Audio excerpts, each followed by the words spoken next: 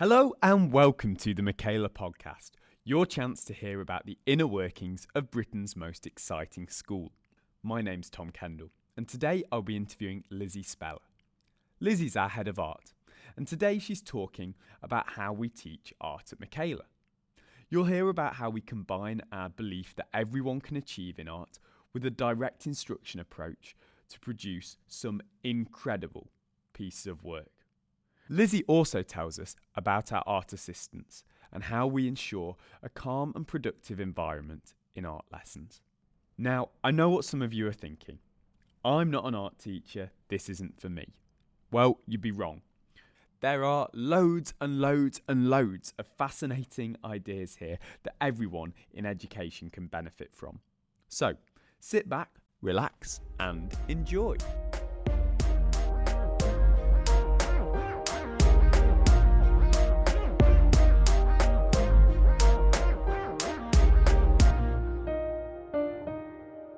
Hi Lizzie, thanks for joining us on the Michaela Podcast. Why did you decide to become an art teacher? Hi Tom. Really did love art. I've always loved art. So I went on to study fine art at university. And it wasn't till the kind of second or final year when my mum started to panic, like what is going to come next.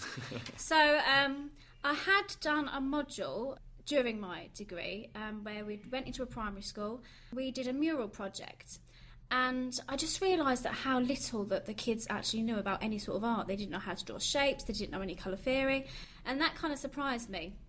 So I did start to think about teaching, and I thought, I'll give it a go and see what happens. I might like it, I might hate it, but we'll have a go anyway. I then went for an interview at the Institute of Education, and I got in. I loved it. I really did enjoy teaching. At secondary, I decided to go with secondary because I just thought kids in primary school are really quite hard work, they're really needy. So I like the idea of them being a bit older, a bit more independent.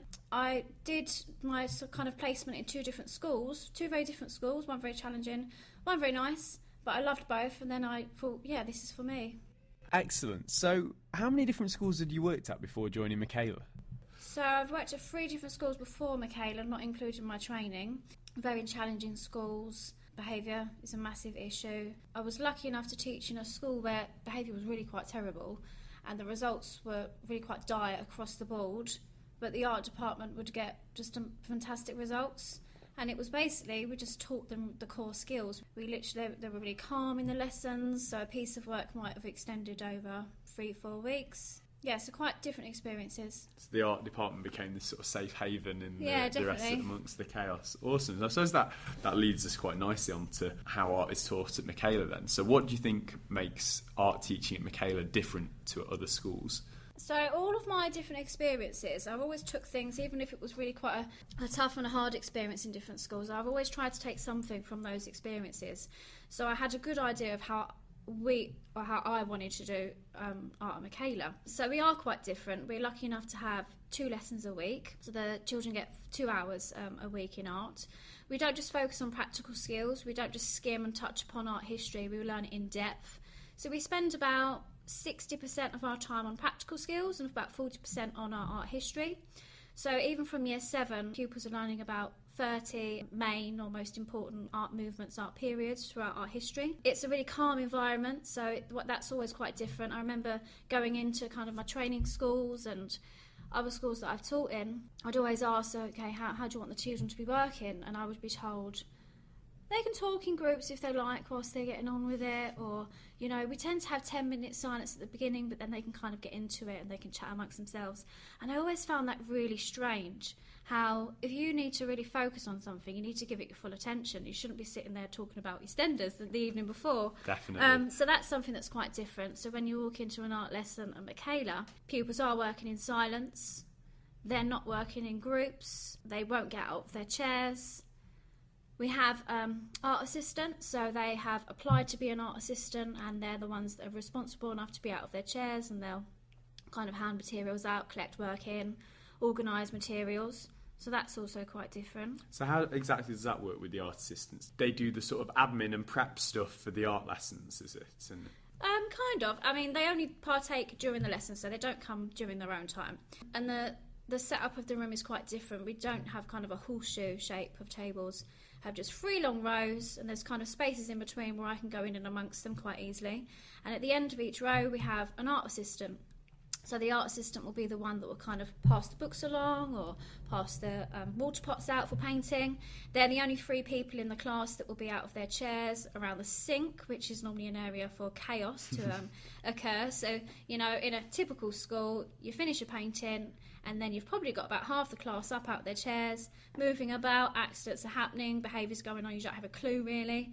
So it's always quite nice to just be stood at the front and I know I've got my 3 kind of assistants doing all the things that need to be done. I know all the art assistants, they wear their badges with a lot of pride as They well. do. It's seen as a big privilege to be an art assistant. Yeah, we get quite a lot of applications, so it's always quite tough to dwindle it down to the 3. That's really good. So you mentioned about how you teach the practical skills quite explicitly. Could you describe how that looks, particularly in Year 7, for example? Yeah, so the pupils come in Year 7 with very limited experience or skill in anything to do with art, to be quite honest. So we do focus on the first 6 weeks them using just a pencil. They'll literally learn how to draw shapes, 2D and 3D. They'll learn how to hold that pencil in different places to create different tones. We'll focus on texture, we'll focus on contrast, and then they learn how to draw using the gridding technique. So after those 6 weeks, which the kids love, to be honest, they love learning how to hold a pencil. It's amazing. Like, they're really surprised in themselves when they can create 5 different tones and they've made that circle on the page look like a sphere, and they have that real sense of achievement and pride. And from that point onwards then, they can literally draw any picture they want with the gridding technique. And also, if you are drawing from observation, they're able to kind of transfer and understand the shapes they need to be drawing. When we start in Year 7, we literally just focus on those 6 weeks with a 2B pencil. Wow. So no paint, no colour, just that 2B pencil. Exactly. All the way through. So when they do come in, they're sat down in their chair, they're listening silently, and I'll be at the front, sat at my desk, using a visualiser, so I can show them exactly step by step. So I wouldn't ever show them a picture and just say, oh, this is kind of how I got there, off you go kind of thing. They don't guess anything, so I would literally be drawing, say if I was drawing a cube, I would literally be drawing, okay, here's my 2 parallel horizontal lines. I'm loving the maths language in there as well. And then, I would demonstrate, I'd say go, they do, and then again, they'd stop and I'd then do okay, here's 2 vertical lines, and they'd do the same. So literally learning it step by step. So it takes quite a long time, but they really do understand the whole core skills, and they need those foundations to then work into more complex media. So after they've used their pencil and got quite good with using their pencil, where do they go next? Yeah, so after that first half term, when they come back, we then start to learn about the story of art. So as I was saying about those 30 core periods or movements. So they learn 1 fact about each of those, and that kind of goes hand in hand with their next practical skills. So after that, they do learn about colour theory. So we're learning about all the different colours in the colour wheel and how contrasting colours react differently to other colours. So we do then start to introduce some colouring pencil. So same again, they learn how to hold that pencil, and if you are blending 2 different colours, you need to press softly. After that, we move on to oil pastels. So again, they're learning how to hold that oil pastel, how to treat that media differently to perhaps the one before. And by the time they're in, I'd say, term 2 onwards, at that point we're working in paint, we're working in mixed media, and then we're looking at periods of art in quite a lot of depth. So when we're working in paint, for instance, we're also using our colour theory we've learned, we are learning about Impressionism. So they won't just learn about, okay, these were the 4 main artists, or that was the date it happened. They will know exactly where it began, they will know the key characteristics, they'll learn about the different colours they used, what sort of people they would paint, and they're able to relay that information just because they've been self-quizzing like they would in all their other academic subjects. Fantastic. So you said that at the start everything's done on the visualiser, and they're essentially sort of copying what you're doing. What would you say to someone who was saying to you, well, you're just teaching them to copy, it's art, surely they need to be creative in art? I would agree, they are just copying, but they do that in Year 7, Year 8 and some of Year 9. We firmly believe here that without any fundamental core skills or pencil work and being able to draw, pupils really do struggle to express their creativity in a meaningful and purposeful way. So we work on building up those foundation skills that they need, so that when they do arrive at year 9, which we our current cohort, they are working completely independently on their own. They're really confident at that point because we've spent so many kind of units revisiting the same media, so they literally get an opportunity to practice and perfect the skills they need. So when they do, in year 9 and beyond, have to be a bit more creative, they're creating their own compositional ideas, they're much more confident with that. And also, it always concerns me in schools where there is this pressure to rush through all the units, and pupils are ending a term or a half term with an unfinished piece of work. Whereas here, if I've got a class that are really struggling to get to grips with all pastel, we won't move on until we've all got it, because by that time they've created a lovely piece of work, they're really proud of it, and they know exactly then how to treat that media the next time they visit it. So I would say, from experience, the most creative pupils I've ever taught here at Michaela, because they've got the skills they need to then be creative in a really confident, skillful way afterwards. Awesome, and I can attest that some of the artwork, and I'll put some pictures up and the link with this podcast, is incredible. I was blown away by the work that our pupils produce here. It really is. I mean, some of the year 9 work that I'm marking now, that like I say, they've done at home on their own, I could quite, easily compare that to what would have been an A-star, A-grade piece of work at GCSE. So we're really quite excited to see what they're going to come up with next year and the year beyond. It's very, very exciting times. So what advice would you give to other schools if they were trying to implement aspects of this approach? I would say, don't feel too pressurised, so just, entertain the kids. They don't need to come into your classroom and literally feel like they're having an art attack experience, Yeah. They do need to learn those foundational skills. So I wouldn't, fall under the pressure of, okay, yeah, we need to engage them, we need to get them doing this, doing that.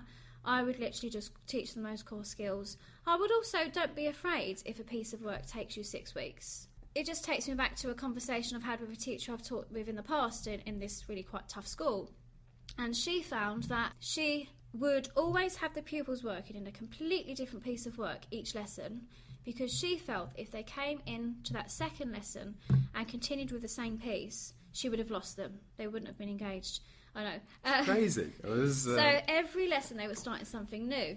And these lessons were only 45 minutes long, so by the time they're actually doing anything practical, you're left with 25 minutes. And that was her behaviour management. She would get them doing something different every single week. So I would also encourage teachers out there to don't be afraid. If it takes 6 weeks, then it takes them 6 weeks.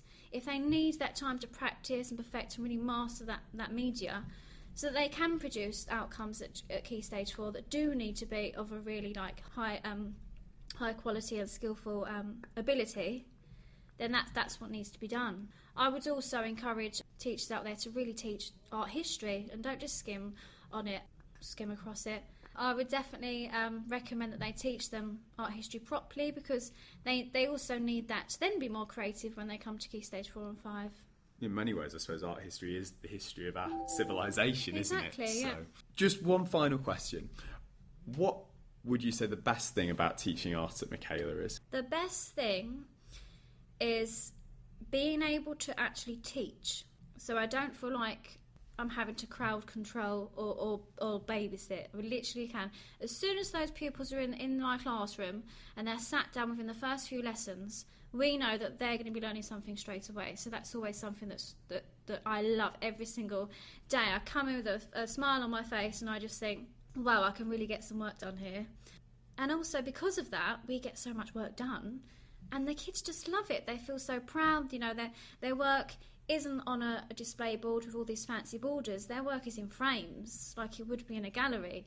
And, as they're walking from lesson to lesson, they're able to see their work and how respected it is and how well loved it is and how well received it is. And also, it's great to work in a school where, art is really respected as a subject. It's not just an add-on. So, the fact that Catherine has dedicated 2 lessons a week solely to art, And there isn't this, okay, pupils aren't performing in languages, so let's get them in. Oh, art's an easy subject, let's pop them in there, or get them doing a bit of photography. So it is a subject that, you know, is well respected and is looked upon as even an academic subject, which it should be.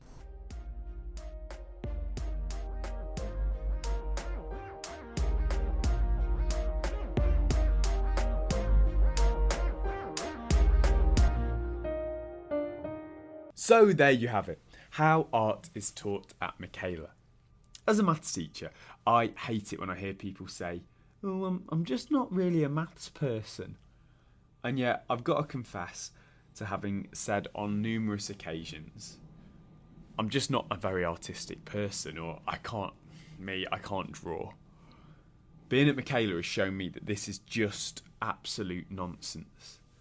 In the same way that everyone can learn maths, everyone can learn to draw and paint. And until you can do these things, you can't do anything creative in art. It just has to be taught directly. It's not that I'm not an art person, I was just never taught art properly. We're currently recruiting another art teacher, so if you know anyone who might be interested in our approach to teaching art, please, please, please encourage them to get in touch. And on that note, we shall leave it there. Please subscribe to the podcast and leave a friendly review on iTunes. Thanks for listening, and until next time, goodbye.